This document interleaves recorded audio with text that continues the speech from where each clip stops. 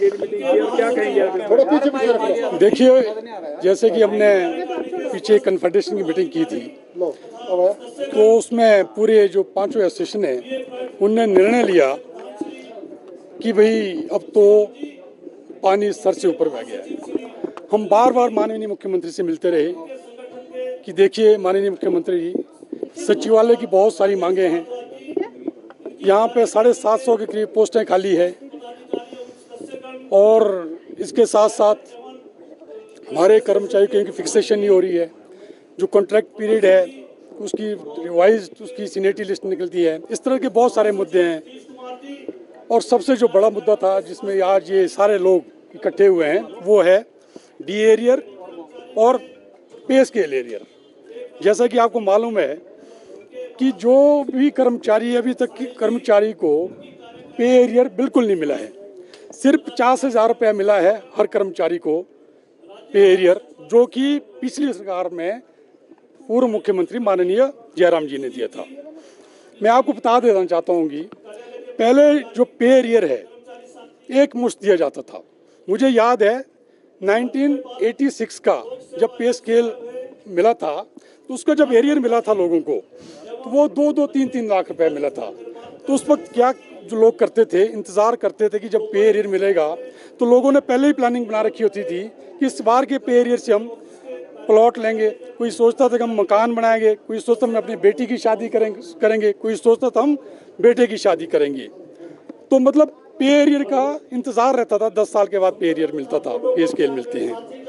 लेकिन और आपको मैं ये भी बता देना चाहता हूँ, अगर शिमला में 10 से 15,000 कर्मचारी है जिनके यहाँ अपने मकान है, जो पूरे प्रदेश के लोग यहाँ पे रहते हैं 10 से 15,000, वो मकान उन्होंने तब बनाए थे, उन्होंने प्लॉट तब लिए थे जब 1986 पे स्केल का एरियर मिला था।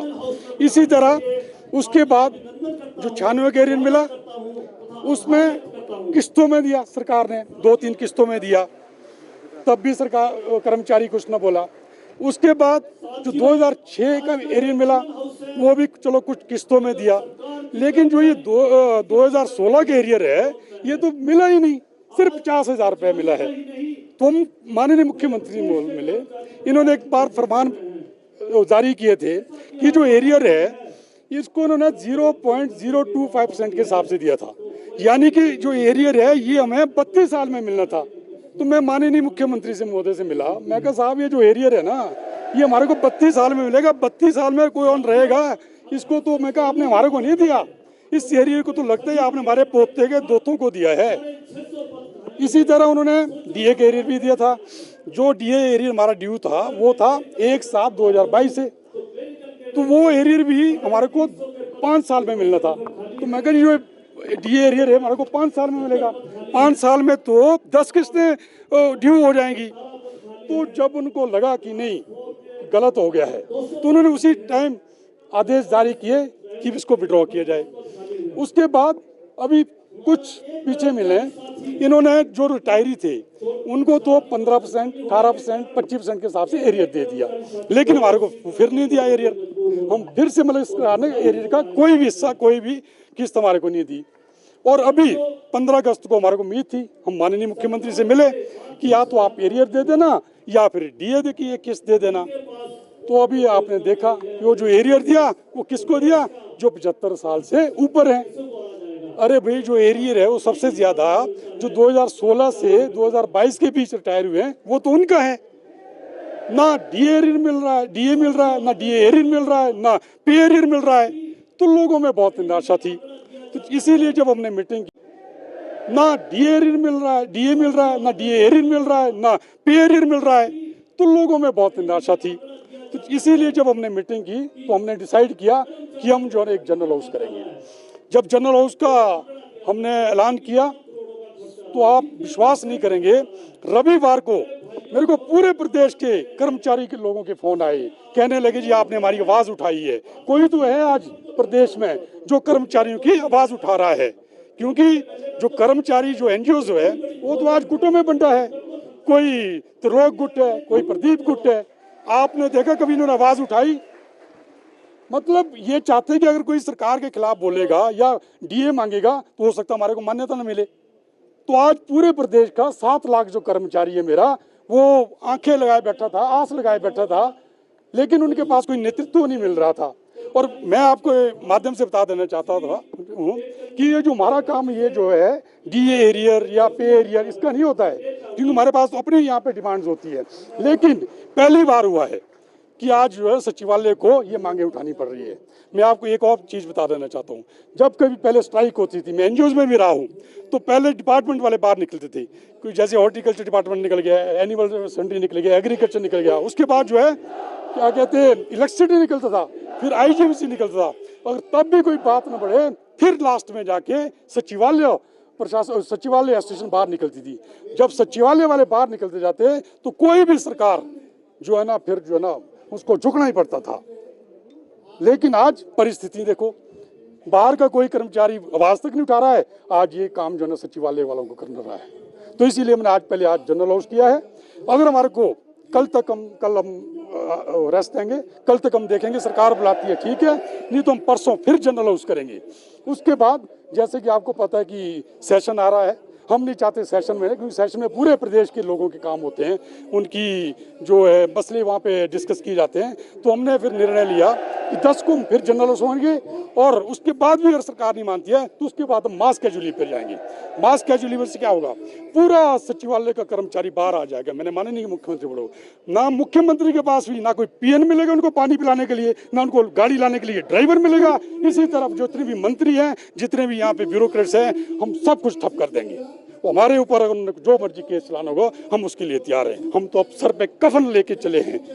हमने सोच लिया है, ये लड़ाई आर पार की है। हम इनसे कोई भीख नहीं मांग रहे हैं, हम अपना हक मांग रहे हैं। मैंने एक बार फाइनेंस सेक्रेटरी साहब को बोला, मैं कहा जी आपने 800 करोड़ रुपए दे दिए, महिलाओं को दे रहे, अच्छी हमारी बहनें हैं, हमारी महिला हैं, चलो दे दिए। मैं कहा जब आप 800 करोड़ उनको दे रहे हैं तो हमारे को भी तो कुछ दो, हमारा हक तो दो। हम तो आपसे हक मांग रहे हैं, खिरात नहीं मांग रहे हैं। तो फाइनेंस सेक्रेटरी साहब बोले, कहते देखना पड़ेगा, अभी पैसा तो है नहीं। तो मैं कि पैसे कहाँ से आ रहे हैं? आप देख रहे हैं। आपको मैं बता रहा हूँ, ये जो साथ में बिल्डिंग बनी है, इसका जब इनॉग्रेशन हुआ तो 2 महीने के बाद इसकी अल्ट्रेशन शुरू होगी। यहाँ पे जी 2 मंत्री जी बैठ रहे हैं, और 2 मंत्री ने, एक मंत्री ने 50 लाख की रेनोवेशन, 2 मंत्री मतलब 1 करोड़ रुपया रेनोवेशन में लगा दिया। और मेरे को भी कोई बता रहा था जो वहाँ पे लाइटें लग रही है ना, वो भी 18-18 हज़ार रुपए की लाइटें लग रही है। उस पर जो फर्नीचर आ रहा है वो कहते महाराष्ट्र से आएगा, इसके लिए इनके पास पैसा है, तब तो उनका खजाना खाली नहीं है। अब जब एक दिन मुख्यमंत्री इसको देखने गए तो उसके बाद उन्होंने देखा कि वाकई यार ये तो बड़ा आलीशान बन रहा है। तो फिर जब मुझे लगता अपने कमरे में गए, फिर उन्होंने सोचो ना यार मेरा कमरा तो ऐसा है, तो उन्होंने भी एक फरमान जारी कर दिया कि मुख्यमंत्री के लिए भी एक कार्यालय बनाया जाए। और उसके लिए मुख्यमंत्री कार्यालय के लिए मैं आपके माध्यम से कह रहा हूँ, उसके लिए भी मुझे जो पता चला है कि 19 करोड़ 72,19,000 रुपया रिलीज हो गया है। मतलब एडमिनिस्ट्रेटिव अप्रूवल मिल गई। 19 करोड़ का मुख्यमंत्री के लिए भी बन रहा है। कहते हैं स्पीकर के लिए हमारे को पता चला, जो स्पीकर का बंगला बन रहा है उसमें 2 करोड़ खर्च हो चुके हैं, अभी पता नहीं उसमें कितना खर्च हो रहा है। अब रहे एमएलए लोग, एमएलए के लिए भी देखो क्या है, कहते हैं वहाँ पे जो एमएलए का वो इनका है हाउस है परे मेट्रोपोल, उसको डिसमेंटल करके वहाँ पे भी 100 करोड़ रुपए का कहते बजट में प्रावधान रखा है। वहाँ पे भी बिल्डिंग बढ़ रही है। और उसके बाद जैसे चंडीगढ़ जाते हैं लोग, वहाँ पे भी कहते हैं हिमाचल भवन ऑलरेडी इतना अच्छा है, उसको तोड़ के कहते हैं वहाँ भी नई बिल्डिंग बनेगी। तो इसके लिए पैसा है इनके पास। यहाँ पे हम यहाँ देखते हैं अधिकारियों को, इनके कमरे में जाओ आप, लाखों रुपए की जो ना एडिशनल इलेक्ट्रिशियन हो रही है। तो कई बार तो मैं ये भी सोचता हूँ कि इतनी सारी ये जो रेनोवेशन या ये बना रहे हैं, तो इसमें तो 3 साल और लग जाएंगे। लगते या तो माननीय मुख्यमंत्री मुझे लगता 15 साल के लिए आए हैं, पर इनको ये नहीं पता कि जिस कुर्सी पे ये बैठे हैं ना, उसका जो एक पावा है वो कर्मचारी का होता है। आज मैं बोलना चाहूँगा आपके मन की मुख्यमंत्री महोदय, अपने जरा उस कुर्सी को देख लो, उसके स्क्रू जो है ना हिलने शुरू हो गए हैं। आज आप देख रहे हैं कितनी भारी तादाद में यहाँ पे लोग इकट्ठे हुए हैं। पूरे प्रदेश के लोगों के कर्मचारियों के फोन आ रहे, पर मैंने उनको मना किया कि आप यहाँ मत आइए, क्योंकि आप कांगड़ा से आएंगे, किन्नौर से आएंगे, कुल्लू से आएंगे। मैं कहा हम लोग सक्षम है, जिस दिन संजीव शर्मा नहीं रहेगा तब आप लोग यहाँ आ जाना। धन्यवाद।